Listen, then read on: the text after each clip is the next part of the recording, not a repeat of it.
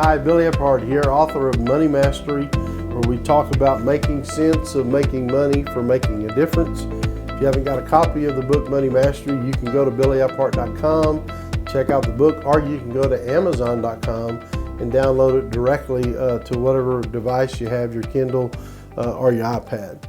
Today we've been talking about the 14 mistakes that new investors make. We have actually covered all 14, and we're into what we call the bonus mistakes, and we've covered several of those in the vlogs. And so the one today that we want to pick up on, mistake, is over-analyzing deals and not pulling the trigger. Over-analyzing deals and not pulling the trigger. So here's what I want to encourage you with there, and it's this, is that you must learn to know what your numbers are. Understand by what values and numbers that you're using to determine whether or not a property is a good deal. So I'll give you an example of sort of where the confusion comes from.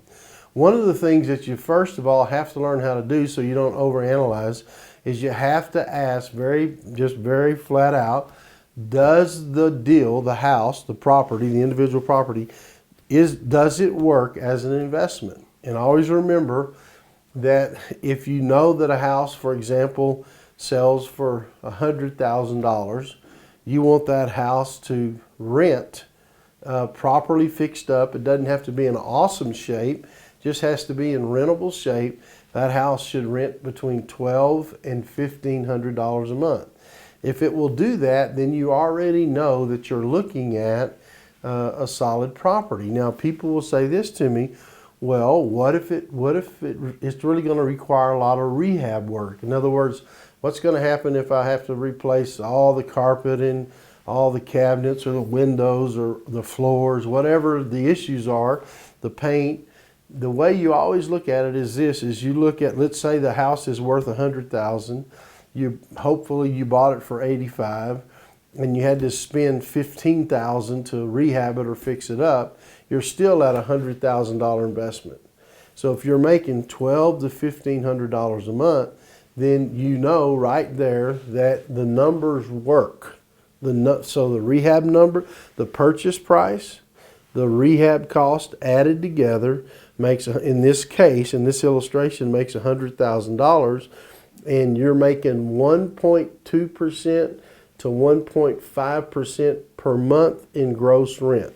And that just simply means if it costs your total investment on that property is $100,000, you're making $1,200 to $1,500 per month. What that tells you immediately is you're going to have some level of cash flow. So if the rent is $1,200 to $1,500 a month, then you're going to have some level of positive cash flow just by using those monthly return percentages I gave you. Those monthly return percentages would be 1.2% to 1.5%.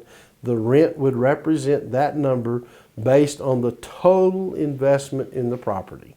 That way you don't have to overanalyze whether or not something is a good deal. So you have to start first with the numbers. In other words, does this make sense? Does this property cash flow? So for example, I'd rather have a property that's not as well located as maybe another property, but is going to cash flow, than I would have a property that is well located, but it has no cash flow. You had to overpay for it, and so there's no positive cash flow on the property. So by overanalyzing, I've seen people before that'll have 10 or 12 deals right on their kitchen table that they've been looking at, and they've been, doing the math, adding, subtracting, multiplying, dividing, coming up with all the ratios to see if it works, but they never pull the trigger and write a contract. And so let me say this to you. The way it works is if the cash flows are right, based on what we've taught you so many times in these programs, if the cash flows are correct, then you simply have to do your due diligence on the financing and on the inspection. So on the financing, you need to make sure you have your finances in order to be able to close on a property like that. And we're not talking about that here in this particular vlog. But the other thing is you always use your inspection kind of as your last out. And sometimes I've seen properties that that inspect really well. Let's say, for example, the property was in reasonably good condition, but we'll find aluminum wiring in them. Or we'll find, if their property's off the ground, we'll find copper piping as the water piping. And in this day and age, you know, first of all, you want to try to avoid aluminum wiring. I've owned properties that have aluminum wiring. You just have to do some things to mitigate it. If I'm buying a property, and I do sometimes, and I see that the water piping hadn't been changed out on it and the house is off the ground and it's got copper in it, sometimes I won't buy the house, or if I do, I'll go take all the copper out of it and put plastic pipe in. And the reason I do is because people in this day and age go under your house and steal all your copper pipe and go sell it for salvage metal. The same thing can happen to your air conditioners. So the point is that if you know what you're doing and you have some idea of the kind of houses you want to be buying and the numbers work, if the numbers work, don't overanalyze it. Always use your financing contingency and your inspection contingency as the opportunity to look at the property more closely. And when we talked about writing contracts, one of the things you can do is make sure you put a contingency in there, for example, that your partner needs to approve. Now, your partner could be your spouse, okay?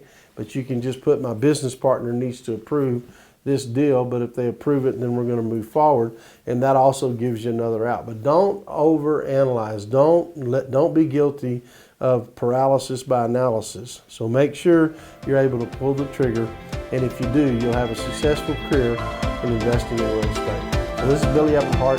Thanks for watching. I'll see you right here on another video.